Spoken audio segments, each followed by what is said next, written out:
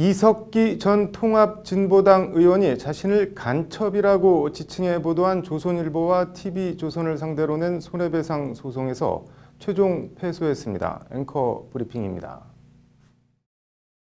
이른바 이석기 내라는 모 사건은 2013년 8월 28일 국정원이 이석기 의원 등 당시 통합진보당 간부들이 내라는 모와 국가보안법 위반 혐의가 있다며 이들의 자택과 사무실 등을 압수수색하면서 시작됐습니다.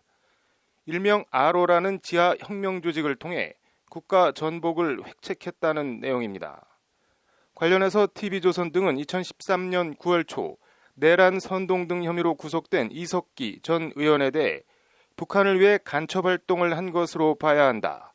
이석기 의원이 아들에게 주체 사상을 철저히 공부하라고도 한 것으로 알려졌다는 등의 내용을 보도했습니다.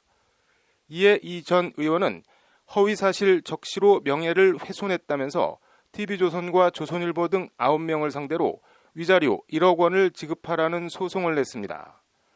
아무 근거나 구체적 정황 뒷받침이 없고 별다른 사실 확인 노력도 없이 보도를 했다는 것이 이석기 전 의원의 주장입니다.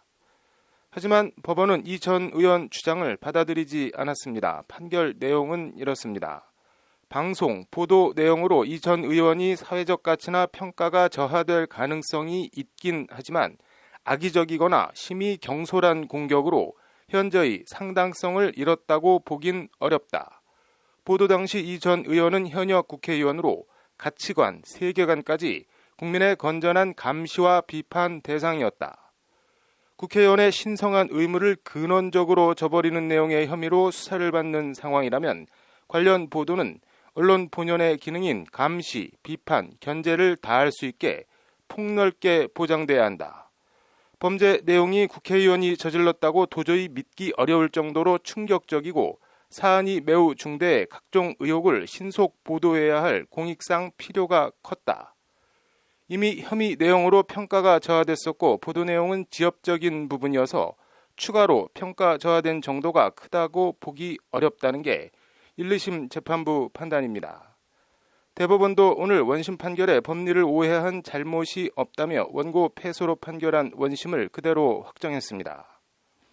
이석기 전 의원은 애초 국정원에서 프레이밍하고 네이밍했던 내란 음모에 대해선 무죄를 선고받았고 그렇게 떠들썩했던 아로도 실체가 없는 것으로 결론났습니다.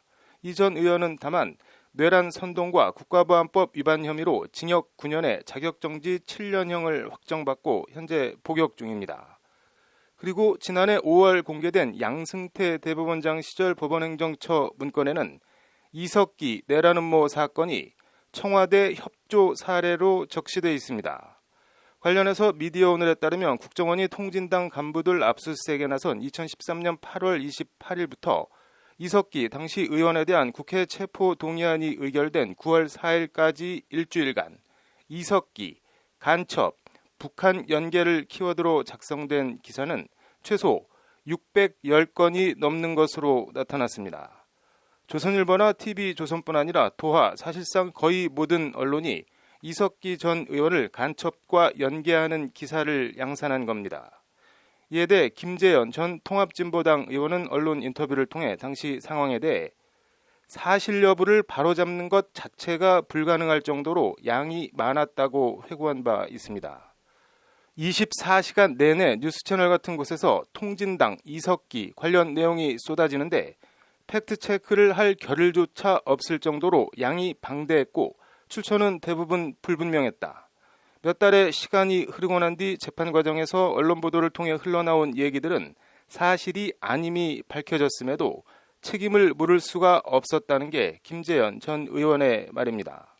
김 전 의원은 그러면서 나를 종북, 아로 성원으로 낙인 찍은 게 분명한 명예훼손임에도 언론은 처벌받지 않아도 되는 위치에 있었기 때문에 나는 마녀 사냥의 먹잇감으로 전락했다고 주장했습니다. 이석기 전 의원이나 통진당의 행태를 두둔하거나 비호할 의도는 없습니다. 다만 당사자의 확인도 없이 모두가 써대니 나도 써도 되겠지 식으로 경쟁적으로 기사를 쏟아내는 언론의 보도 행태는 분명히 개선이 필요해 보입니다.